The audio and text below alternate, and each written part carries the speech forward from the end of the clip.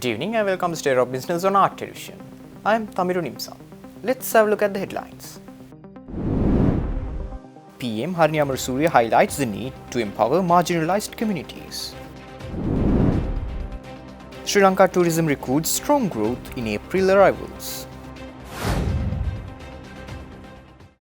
News in detail. Prime Minister Harni Amarasuriya said that the government places education, health, information management, social welfare and environmental sustainability at the core of its vision. The Prime Minister said this speaking at the National Programme's Donor Coordination and Appreciation Ceremony held in Colombo recently. We understand that difficult choices must be made in a complex global context.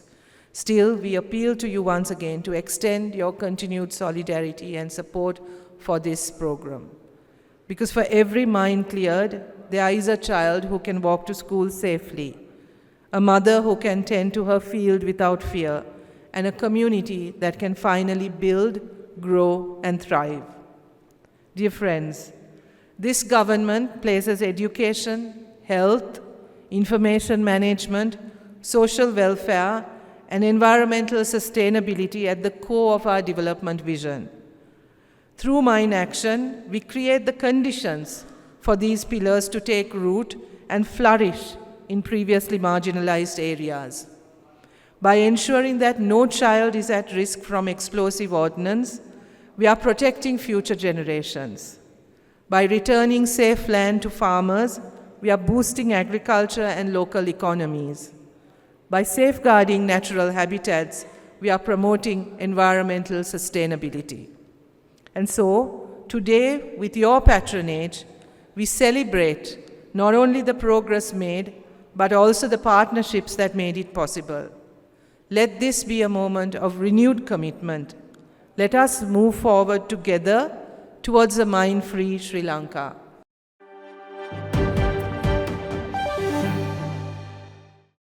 Sri Lanka's tourism industry continues to show promising growth with over 174,000 tourists arriving in April, according to the Sri Lanka Tourism Development Authority. This marks a 17.3% increase compared to March 2024. Cumulatively, tourist arrivals for the first 4 months of 2025 have reached 896,884. India emerged as the leading source market, contributing 22.2% of arrivals in April with 38,744 visitors. The United Kingdom followed with 17,348 arrivals, while Russia, Germany and Australia accounted for 13,525, 11,654 and 10,744 visitors respectively. The steady rise in numbers reflects the effectiveness of Sri Lanka's ongoing efforts to attract global travellers and revive its tourism sector.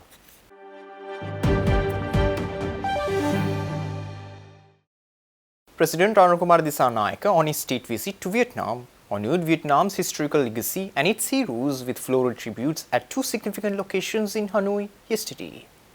President Dissanayake laid a floral wreath at the War Heroes Monument in Hanoi to pay homage to those who sacrificed their lives for Vietnam's freedom and sovereignty. He then visited the Ho Chi Minh Mausoleum at the Presidential Palace, where he placed a tribute at the resting place of Vietnam's first president, Ho Chi Minh, a pivotal figure in the nation's independence movement. Joining the president in these solemn ceremonies was Minister of Foreign Affairs, Foreign Employment and Tourism, Vijitha Herath.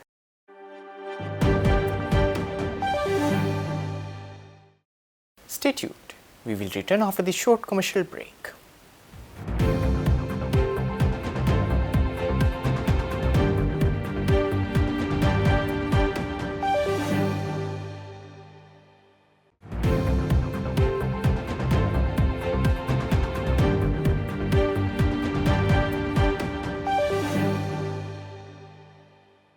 Welcome back after the break.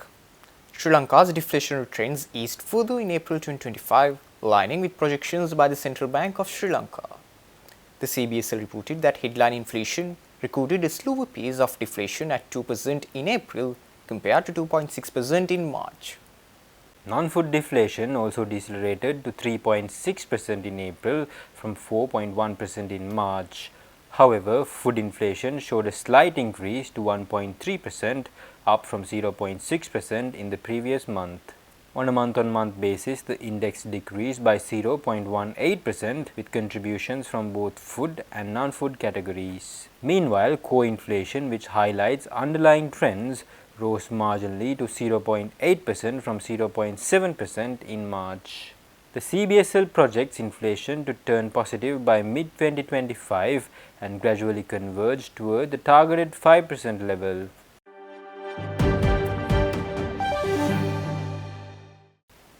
The Colombo Stock Exchange and National Chamber of Exporters of Sri Lanka have entered a strategic partnership to enhance access to capital market opportunities for Sri Lankan exporters. The agreement signed by CAC CEO designate Vindhya Jayasekara and NC Secretary General Shiham Marikkar focuses on providing exporters with vital capital market knowledge and services.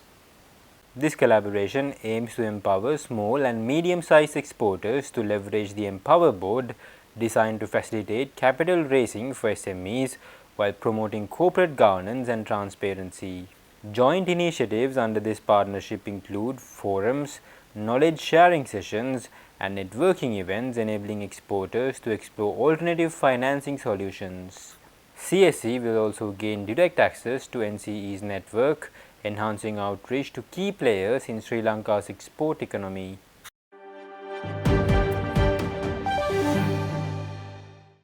Sri Lankan nursing professionals are gaining increased recognition and demand in Israel, with hundreds of job opportunities created through a bilateral agreement between the two countries. Air tickets were presented to 20 nursing professionals at the Sri Lanka Foreign Employment Bureau, enabling them to embark on their new roles in Israel recently. In the last 4 months alone, 278 Sri Lankan nursing professionals have secured jobs in Israel's home-based nursing sector.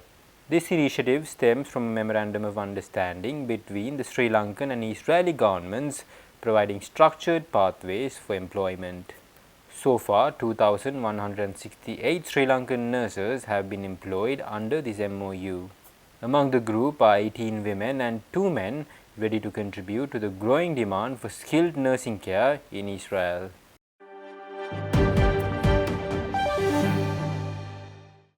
Stay tuned for stock update.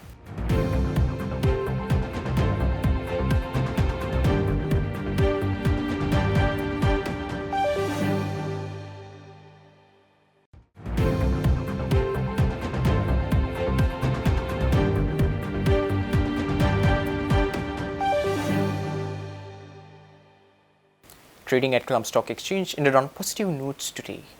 The all-share price index gained by 44.90 to close at 15,961.59, and the S&P SL20 gained by 10.10 to close at 4,674.92. The turnover was over 1.4 billion rupees and over 64 million shares were traded. Up next are forex rates.